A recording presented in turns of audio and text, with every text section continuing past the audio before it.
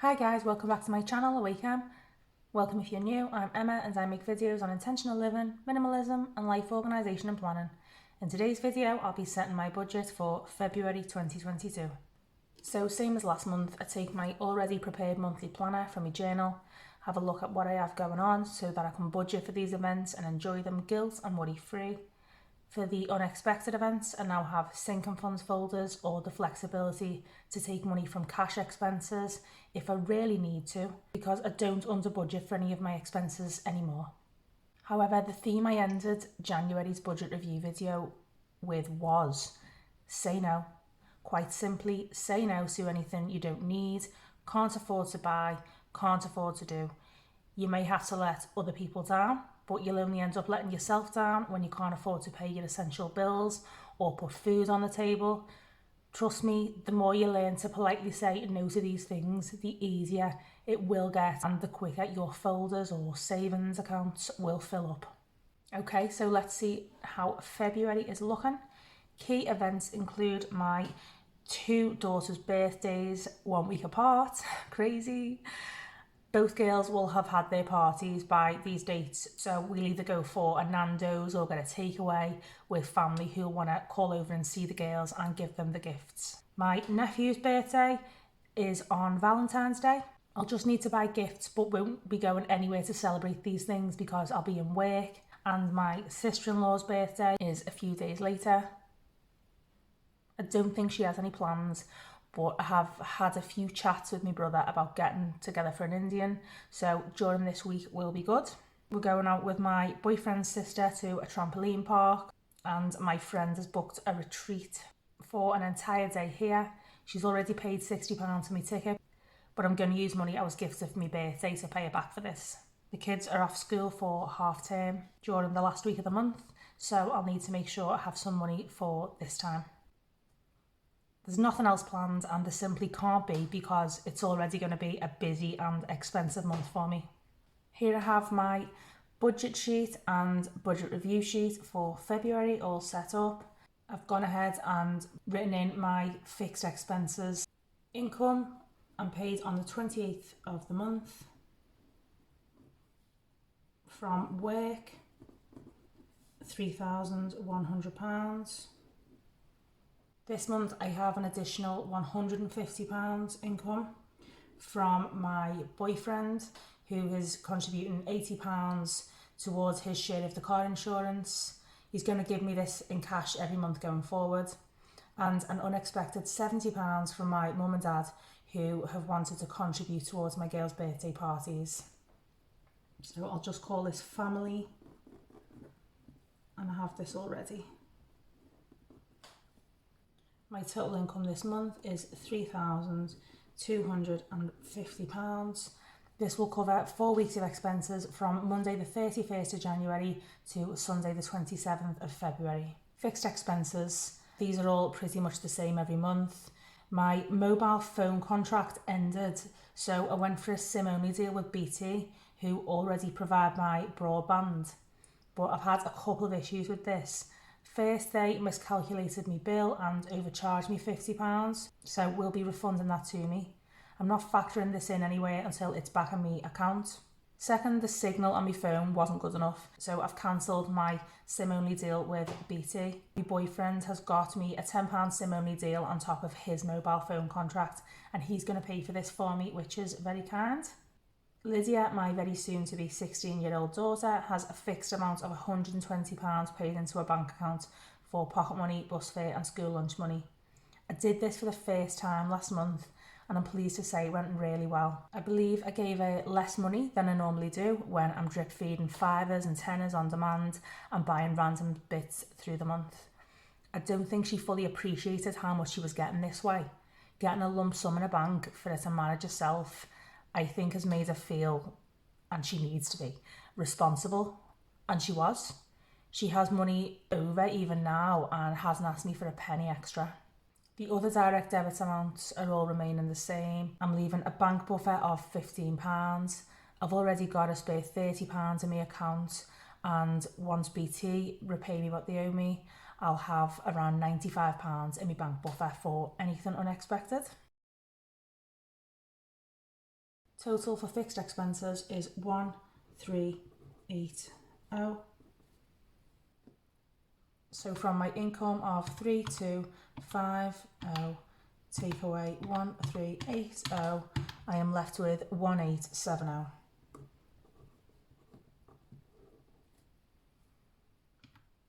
Which will be drawn from the bank for cash stuffing into my cash expense and sinking funds folders throughout the month. Let's break these down.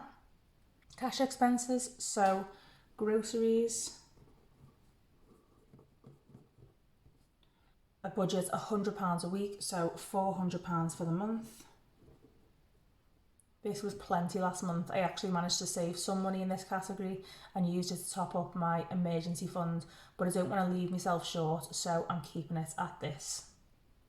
Diesel. I still need £70 a week for work, school runs and shopping mainly, so £280 for the month. Eating out.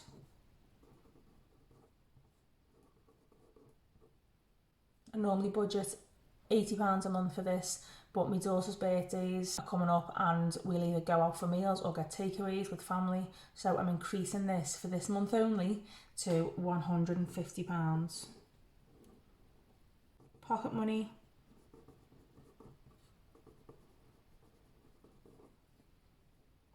Lydia has hers transferred to her bank account.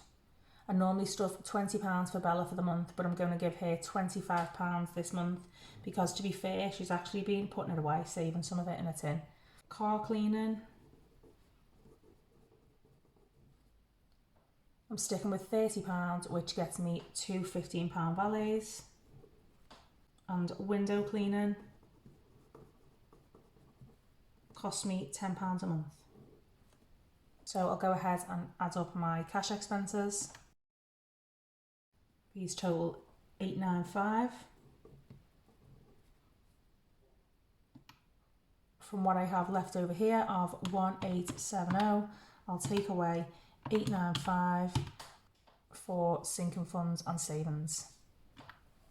In my sinking funds folder, I actually have money left over from last month. I literally can't believe it.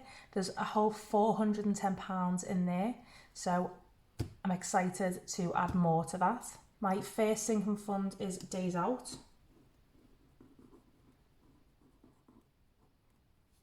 I did think about increasing my budget for this after spending all of last month's £100, but quite simply I can't afford to do this month, and I just need to use my National Trust Pass, which I renewed with my birthday money gifted to me in January, so days out with that should just cost me a bit of fuel.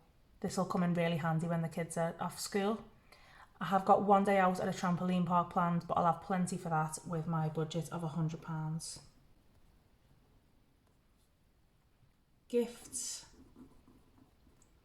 I budgeted £80 last month, hoping to have some left by this time because I have 4 family birthdays and Valentine's Day this month, but I spent the entire £80. I'm budgeting £180 this month, which seems high, but is actually realistic given 2 of the family birthdays are my daughters.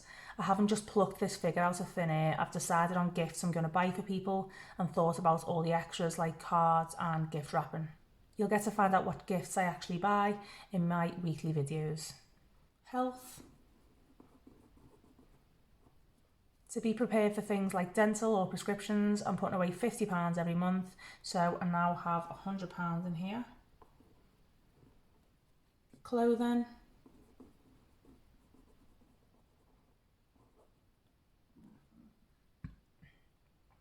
I put £100 in here last month and spent all of it. I said this last month, but I need nothing and the kids also need nothing. I'm budgeting £50 this month. I do want to get some money in here ahead of the summer and for school uniform, but this month I need my money to go elsewhere really, as you'll find out. Benny, my puppy. I'm putting away £50 again. This will cover the cost of grooming and the rest will go towards any routine vaccinations and treatments. His food comes out of my grocery budget. Holidays, nothing is going in here this month. I can't afford to put anything in here just yet. My mum is trying to arrange a big family camping trip at Easter, but I'll have time to save for that, and again, I have other things to prioritise this month. Christmas. Again, I'm stuffing £150 every month between now and October, if I can, to afford all things Christmas. And I'll have £300 in my Christmas envelope. Miscellaneous. £50 in here, again, for any items or expenses that don't fit under any other category or to top up other envelopes. It just gives me a little bit of breathing space each month. Emergency fund. £100 is going in here for anything absolutely essential that I can't afford to pay for with funds from any other envelope. Car repairs, things like that. So I'll go ahead and add up my sinking funds. Total is 730. From what I had left over here, 975. Take away 730. I'm left with £245, which is all going to go into my savings envelope. I still need to buy some bits for Lydia's 16th birthday party.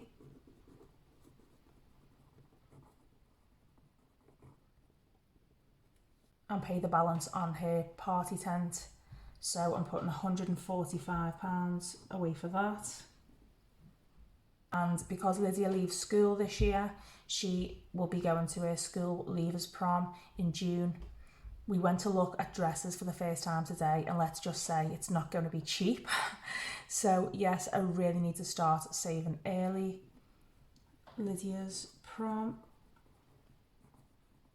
I'm putting £100 away for that.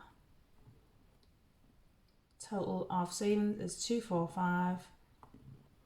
Taken from what I had left over here leaves me with £0. You always aim to budget every penny, so this has worked out really well. So I'm going to be making 4 separate withdrawals, one a week. In week 1, I'll be withdrawing £1,280 for 1 week's grocery shopping, 1 week's diesel, 1 week's eating out, Bella's pocket money, as well as the rest of my cash expenses and all of my sinking and saving funds.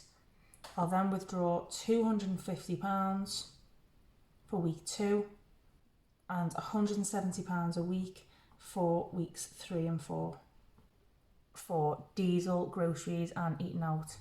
I'm putting more in week 2 to cover the extra on a meal for Lydia's birthday. So yes, if I add these up, the total is £1,870. My first cash stuffing for February 22 of £1,280 will be uploaded tomorrow. It's a big one, so I'm so excited to film and get that one ready for you. Make sure you don't miss it by hitting the bell and subscribing for more content like this and on planning and intentional living. I hope you enjoyed this video and found it helpful and insightful. Let me know by giving me a like or by sharing your thoughts in the comments. Thanks for watching, guys. Bye for now.